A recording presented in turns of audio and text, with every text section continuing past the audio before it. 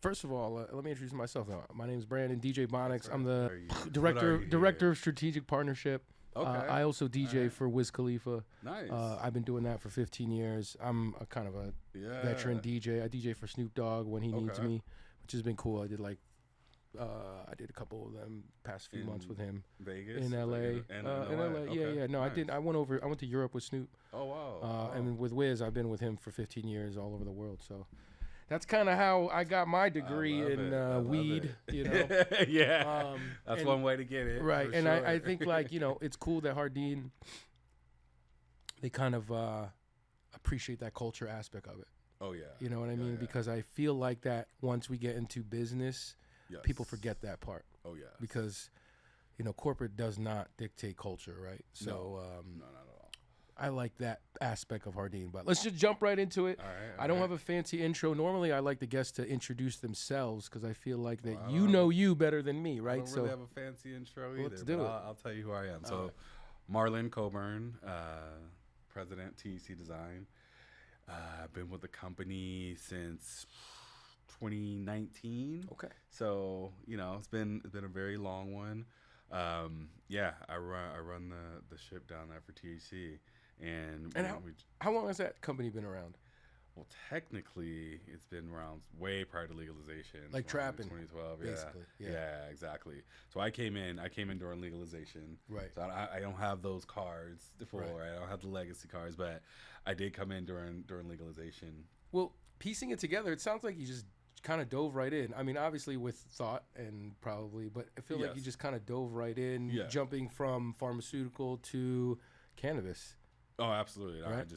I dove right in. I mean, I came in the compliance side of things, right? So that was my background. Right.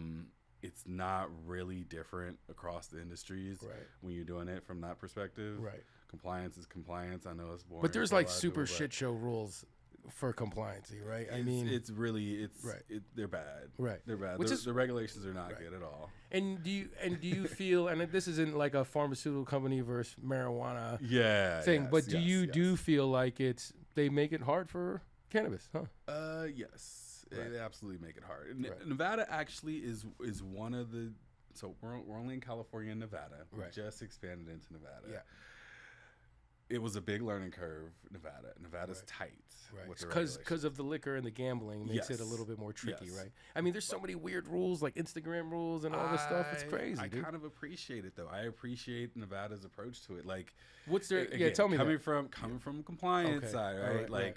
So California, the regulations, they're there. They're there in Nevada. They're there in California. Right.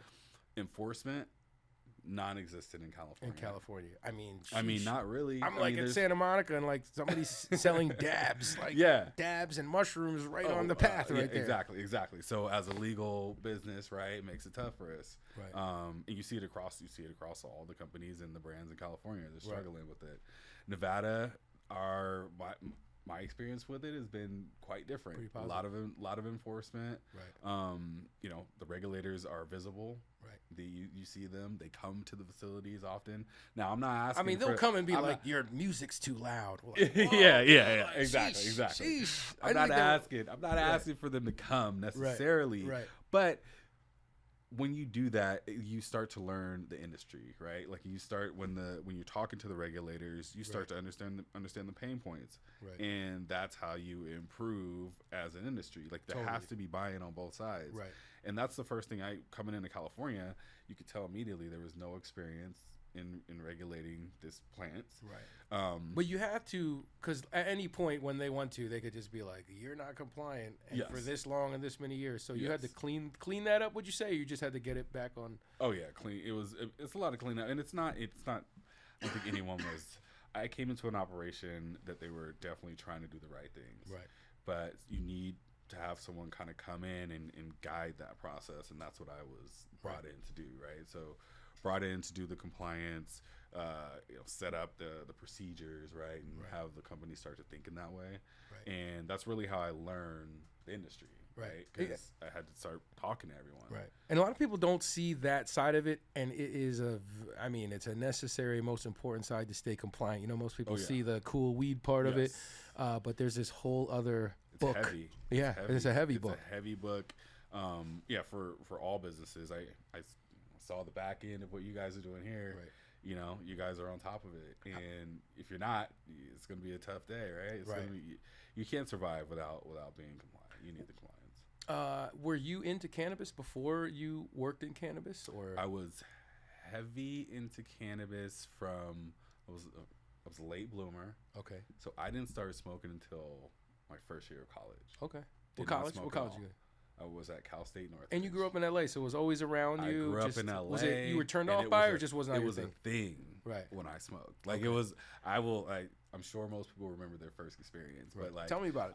I was first year of college, so I remember it like really specifically. Okay. But before I get to that story, okay, I did not smoke. My mom, like my love, you know, that's like, yeah, my mom. This is my mom. Right. She was like, nah, stay away from it. And I'm a rule follower. Right. Like I'm a rule follower, and I guess how I got into compliance. Right. And you know, I never was really too tempted to do it. Like, to be honest, all my friends did, and I still, you know, I was the one who was driving everybody. Like, were you turned off about how they were acting, or were you just like, no, that was my thing? Nah, I'm not really a big peer pressure guy. Like, for whatever reason, it doesn't. Like, I was still vibing with them. We were still, you know, I was still right with them the whole time. Right. Didn't think anything of it. And yeah, it was my first year of college. My friends that were always around in high school, they were right with me in my dorm. Were they like pressuring you, or did you decide that morning like it's going down tonight, or was it just like the moment? It was just the moment, and I don't know why. And you know, it's kind of how I am sometimes, right? Like, it's today I'm doing this, right? And that's the change that I make, and that's what I'm gonna do. And I was like, yo, let me hit it, you know. And they laughed. Was it like a blunt? Was it a joint? Like was it a bowl? Was it a bong? Okay. All they smoked was blunts. That's important to know those details. All they smoked was blunts. Okay. So yeah, I smoked, and I probably laughed like as hard as I don't think I could duplicate that, right? Like, it was the most like funny night that I had, and I remember having the thought later. You know, you start getting the high thoughts later. I'm like, damn, this is what I'm missing out on this whole time. You know, that was my thought. Like, I was missing out on this the whole time. Like, I don't know what I thought it was. And again, I didn't have like this. I wasn't afraid of it. Right. But I just didn't know. I didn't know what it was. I find that with mushrooms, people are always like, "Am I going to see a pink elephant or something?" Yeah, yes. And then they take it and they're like, "Yo, it's not crazy. Exactly. You know, actually feel good." Exactly. Same thing. And yeah, from then I was heavy. Like, I smoked pretty heavy. You learned how to roll a blunt or what? I never learned how to. Roll a blunt. Still up to this day. I still don't. I still cannot roll a blunt. Okay. I can attempt. Right. I know. That's all right, though. You got the pre-rolls. I know the process, but I would never subject anyone to smoking a blunt I rolled. Right. Like, never. Right. But And then ever since then, like, it's always been a part of it, or you had to like kind of take some breaks, get some jobs. I smoked heavy until probably mid-20s, around then, and that's when I really started progressing in my career. And I knew there was always, like, in the back of my head, you know, I could get drug tested, right? That was always there. Right. And once I started to progress, and I knew that I wanted to do different things in that career path, I just stopped. The same way that I started, I stopped. Right. And it was not like I'm gonna wean off or anything like that. I literally stopped. I remember my girlfriend, who's my wife now, she was like shocked. I mean, to go from someone who was, you know, smoking blunts. Right. And this was all through college, like past college, so it was like for a good chunk. Oh yeah, it was through. It was past college. Yeah, one day I just stopped, and I stopped for a very long time. Did anything slip, or like when you started though at all? Did you feel like it was slowing you down somewhere, or was it actually adding to like maybe relaxing, or was it, you know? No, cool, no, I don't. Cool. People need to hear that. You know, personally, I don't think anything slipped at all. Right.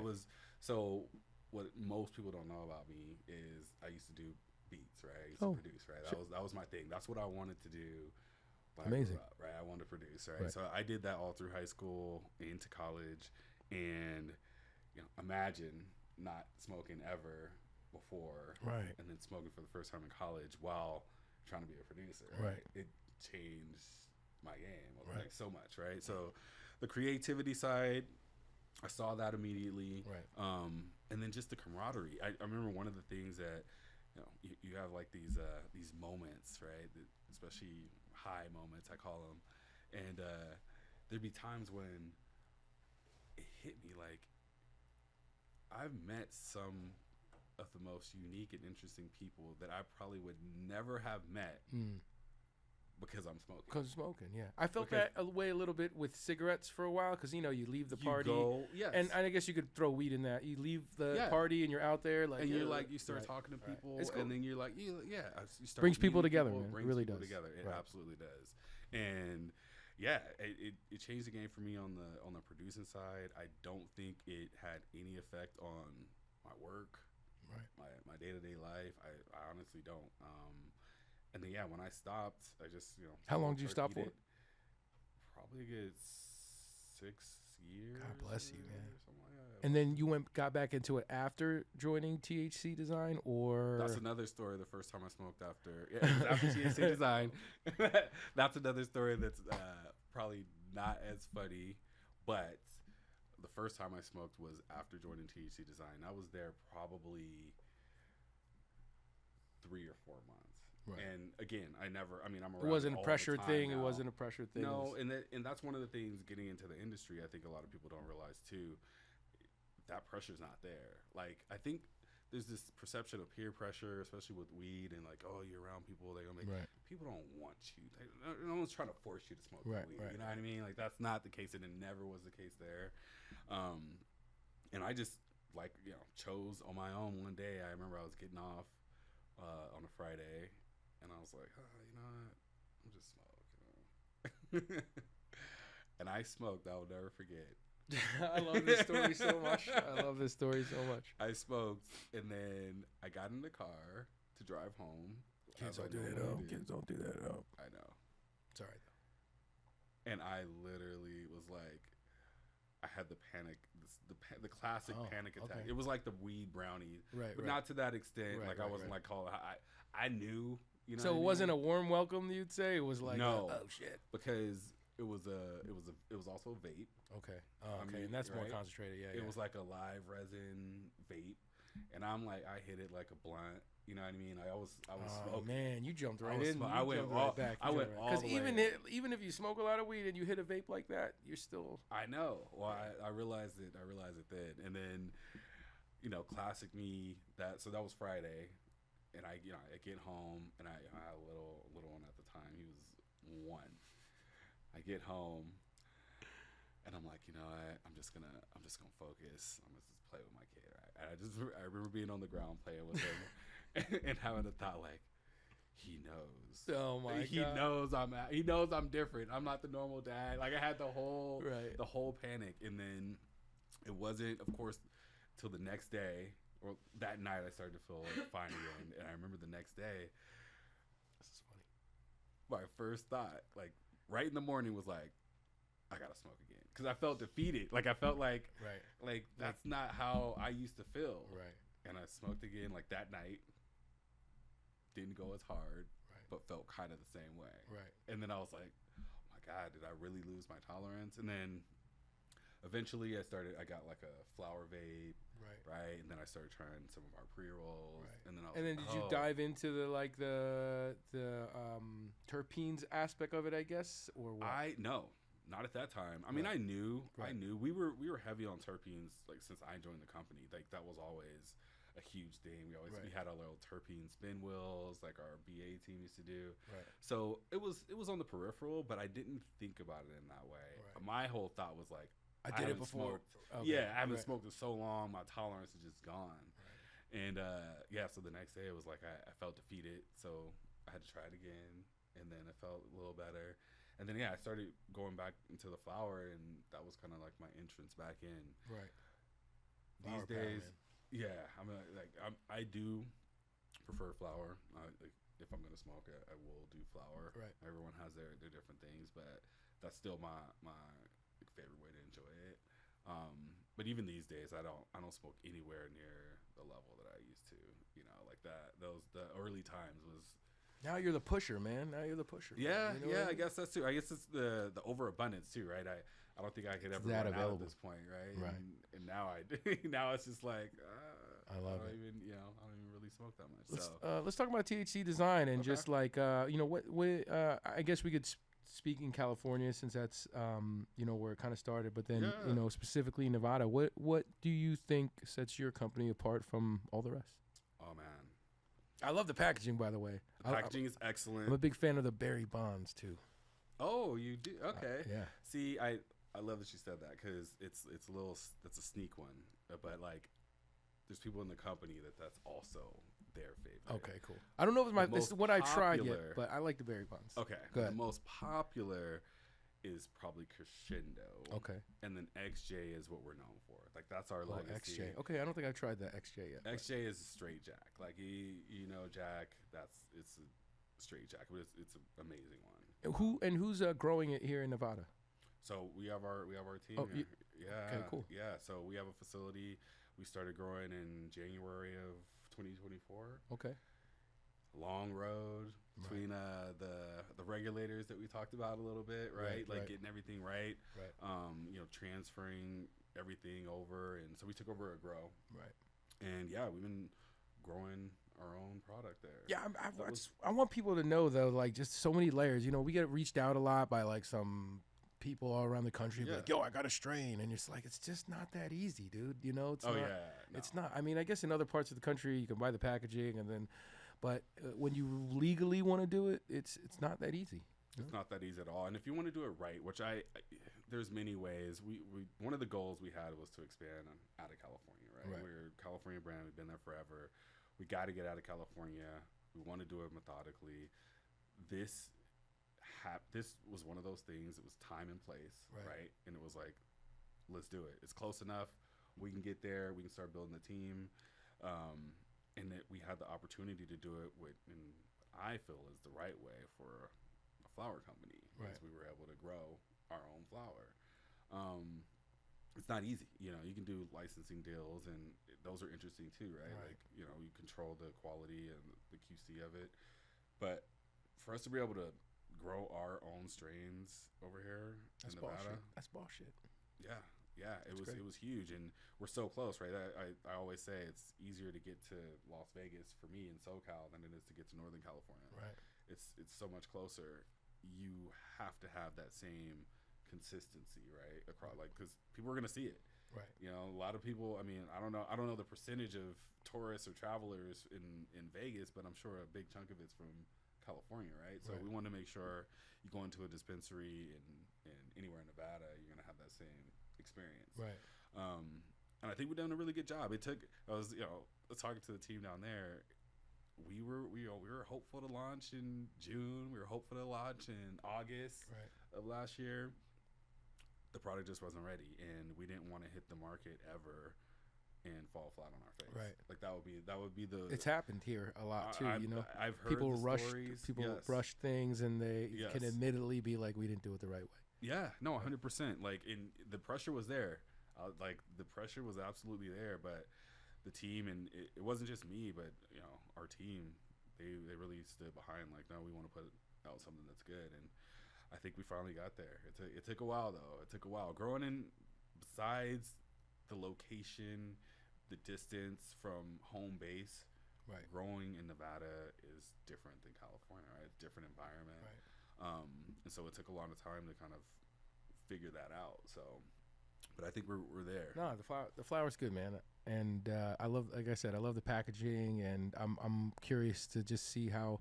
I'm glad that we got to sit down with each other and find out more about you, and then figure out, what's going to come. What is going to come? What's your plans for THC design? You think 2025? What's that? Well, we're definitely. Again, we want to continue to cross state lines, right? So we want to do some more expansion.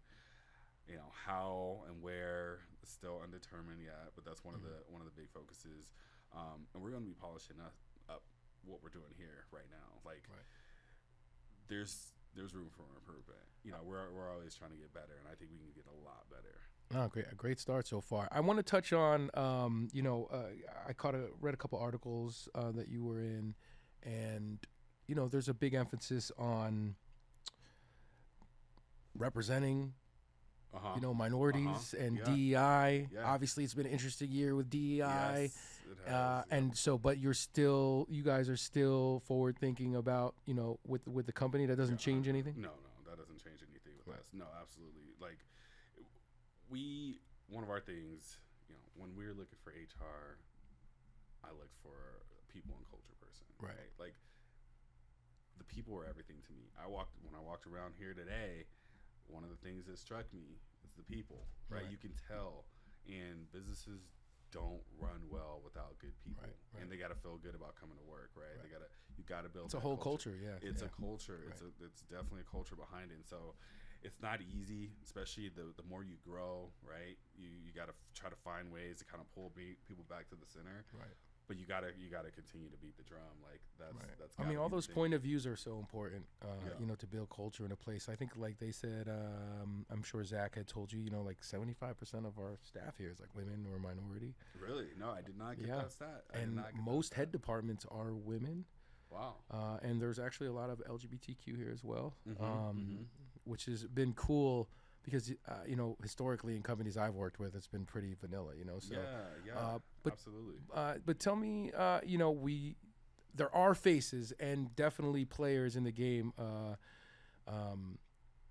But how is that challenging for you at all? As far as you're like, I would say the face of this company, and like we don't see that a lot, So how do you feel about that and being kind of a person that's in that forefront and I feel good. I definitely feel good. I like to be a representative. It's important. It's important. It is absolutely important. It's important for people to see, right? To see themselves. Right.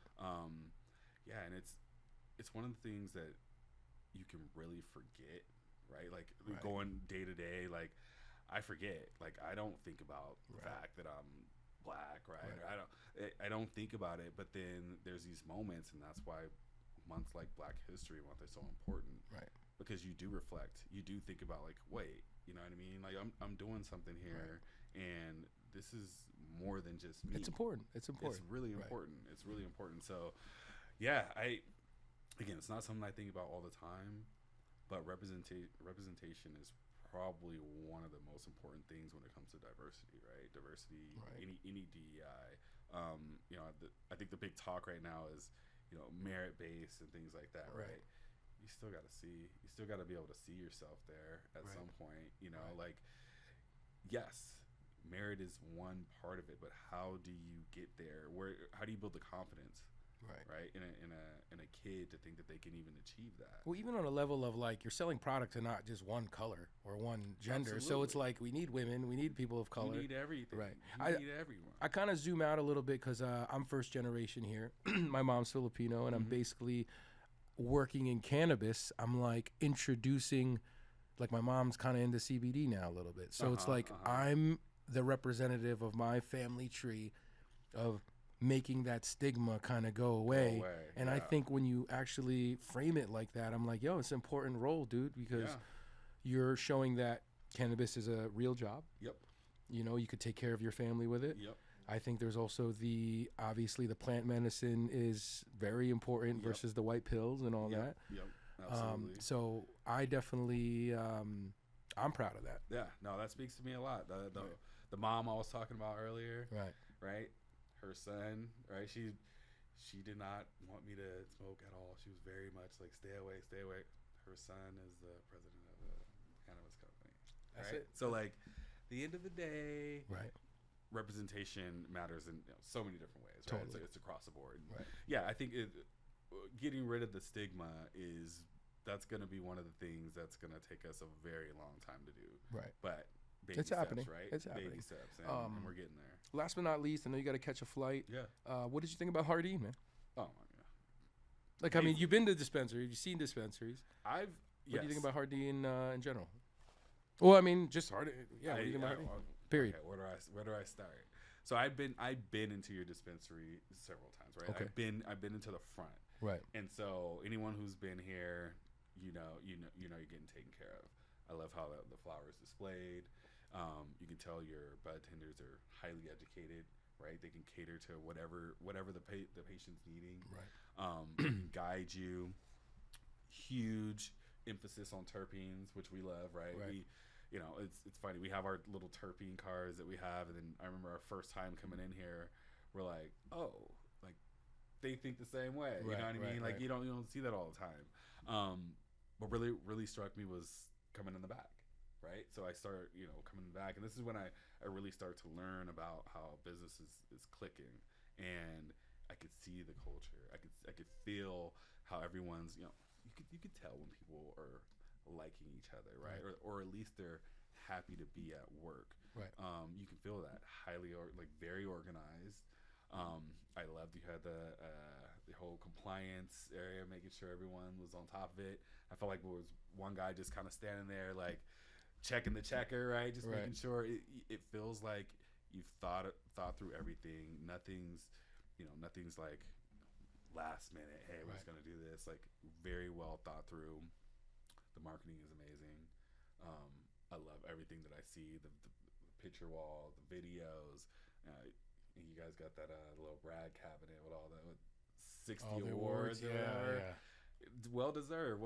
I think of all the dispensaries I've been in, this is highly impressive. Thank you. I sometimes if I go to other dispensary, I get all nervous, like, this might be better than ours, and normally it's not. No, and there's not too many that's thought out in the way that it's thought out here. Yeah. And I love the education behind, like all the education that you guys do. Yeah. We were huge on bud tender education. And I actually think someone was asked this earlier. I feel like Nevada, oddly, is further along on the education side than California. Maybe it's just there's just so much flower and people are just, definitely still choosing by THC percentage. Right. Since I've been in Nevada, I've heard so many people talk about terpenes and what terpene they like. Right. It's like, they don't actually list those in other states. Not really. And I'm like, this is different here. No, it's very different. So you guys are in tune. I think you guys got your foot on the pedal. I could tell you're gonna expand, right? You got a little expansion. Working on it. Yeah. You're ready. I could tell. Yeah. I could tell. No, thank you for that. First of all, congrats on all your success. Thank you. It's been a pleasure meeting you. Thank you for running around and checking out our dispensary, and then of course, getting this product here. I think people definitely should try THC Design when they come through. Absolutely. Before we leave, you got a little nugget of knowledge for anyone out there, for young people, or we're living in crazy times as well. So, like, do you have anything that comes to mind to help us push us forward? Oh, put me on the spot. I will say, this is my little nugget. Things change, right? Things are always changing. You just got to keep going.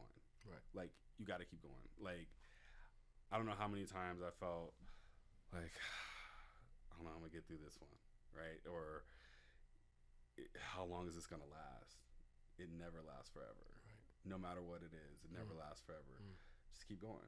Just keep going. Keep being you. Keep being authentic. Be genuine. I think that's the best piece of advice I can give. I love that, man.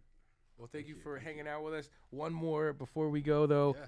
Would you tell us, like, what products you think, if someone's coming into Jardín and they're like, I want to pick one of these strains right here. I'm very biased. Which product is Marlon co-signing on? I will always co-sign because this is what I like. I like Crescendo.